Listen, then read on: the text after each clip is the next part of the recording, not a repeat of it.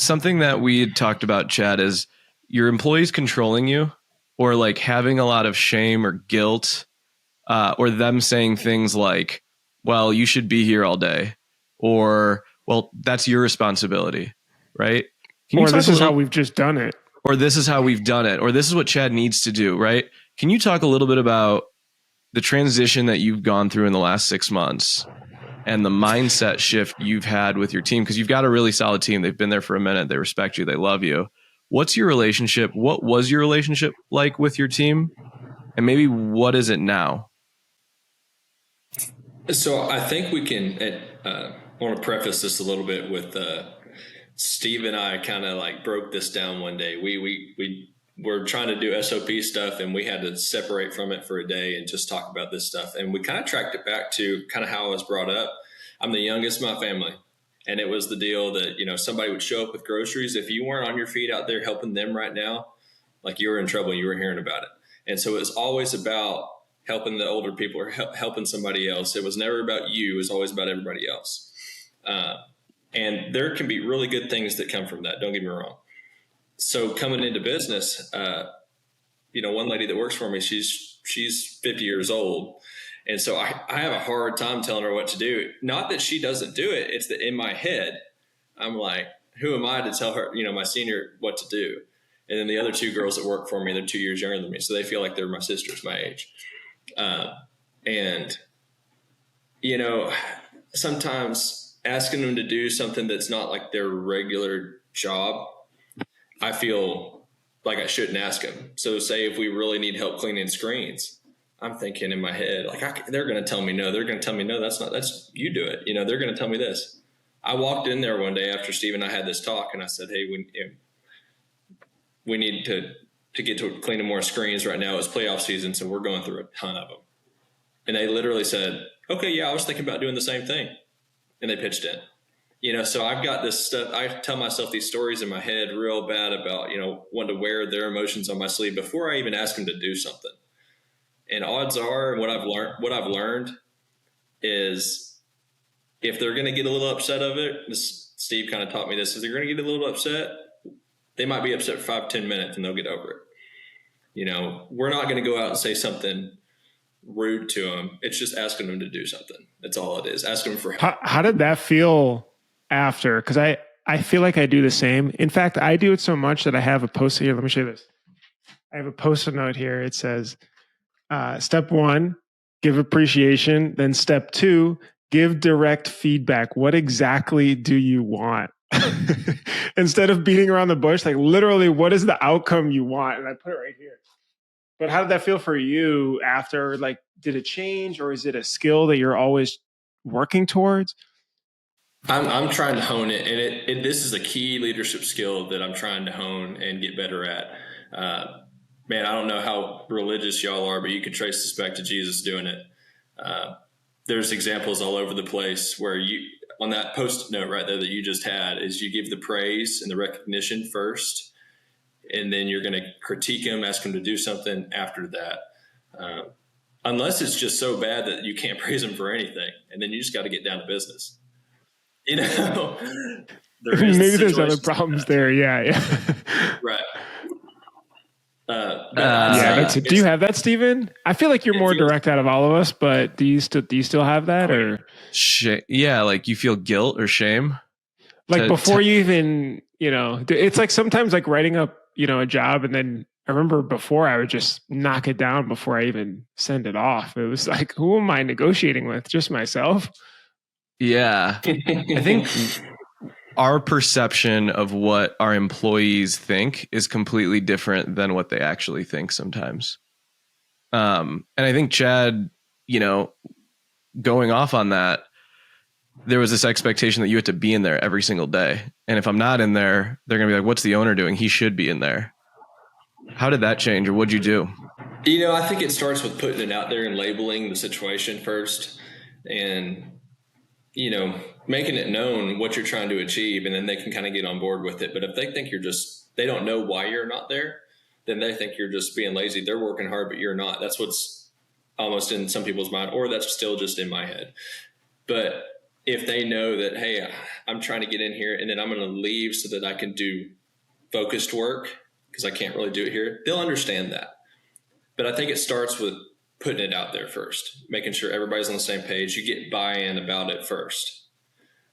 So easy for me to talk about it today. Time you did that kind of hard, or did you just end up Absolutely. like blurting it out, or?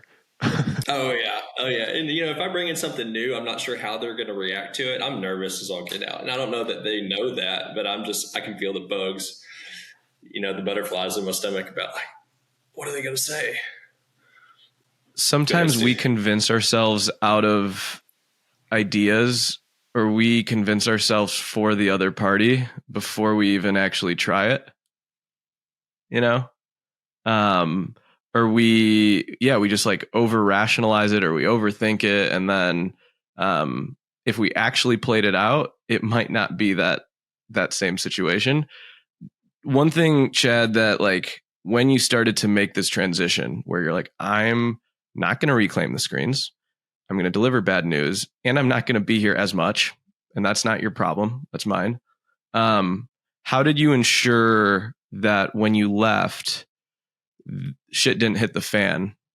Like, did you put any things in place, so that this whole snowboarding thing doesn't happen again, right? Like, what are some of the things that you are doing consciously with your team, to give them the autonomy for you not to be there?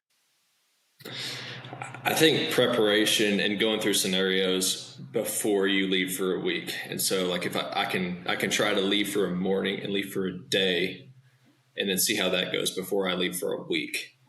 And it's almost like practice in a sense. It's okay, I'm going to prepare this screen printer. I'm going to train him up really, really good. I'm going to go run errands for the rest of the day. I'm going to let you do it. Now, Amy's still in charge over there whenever I'm gone. So there is still quality control. Like if he has a problem, there's still somebody to go to for some questions before they come to me. But I'd say just thinking about every possible scenario that can come up while you're gone, training them for those scenarios. I think that's how it goes. And then letting them do it. And the hardest part is letting them mess up. That's the hardest part for me. And I'm sure y'all can identify with that. But they have to, right? We've messed up. I still have tough times with that. Even just like I was just sharing a screenshot with Steven of like an email formatting, which I was like, nah, just let it go. I don't need to be in this. It's fine. I'll text Steven about it. It's fine. And then I literally like 5 minutes later respond back to the person like, hey, this isn't formatted right. Can you fix this for the next one? But I know I shouldn't have done that. Like, but letting it fully go, especially if it's a customer interaction, I don't know. Have you been able to, other than, I guess you could just sign out and like literally just delete it and then it's gone and then you can't do much about it, or you sign out of the Slack, or you're not checking certain things, but I don't know. The saying that I have is the best problems you don't find out about because they fix themselves. Right. And the worst ones are when no one wants to fix it and then it ends up on your desk. Right. And you're the last one to know. But I think there's some wisdom there. Like, Chad, something I think you did with Amy is like, there was a day you sat down with her and you put her in charge. You're like, I'm going to lay out your job here and I'm going to write what you are responsible for. And even though you guys have like not a crazy operation, 4 or 5 employees, you still wrote it down and gave it to her. And that at least is something documented where she knows I'm in charge, and I think there's a lot to be said there. Even if you're a small shop, having job descriptions, like something cool that Chad has at his shop is almost every employee has a job description. And it's pretty cool because you can duplicate it. You can just rinse, repeat it. Right. So I think there's a lot of wisdom there. Bruce, real quick on the situation, you said that problems like fix themselves. So Alex, she's our graphics IT girl. She is a natural problem solver, and I have found through trying to recruit people that you can't find those everywhere. Those are rare. And so if something's going wrong, she's not going to ask you first. She's going to go try to figure it out. And I really, really value having those people there. And so it gives me confidence in her. Another thing that was impactful for me was Chris Markey. I was talking to him one day, and we're on the phone. He's out at lunch. And I'm like, what's going on at the shop? And he said, they've got a big job going on right now, so I like to go out to lunch and let them figure it out. And I'm like, whoa. At the time when I was talking to him, I was still pretty new. And I just thought that was powerful. I was like, man, he trusts them that much that if they mess up a big job, I mean, it can be costly, but he knows that they've got to figure it out.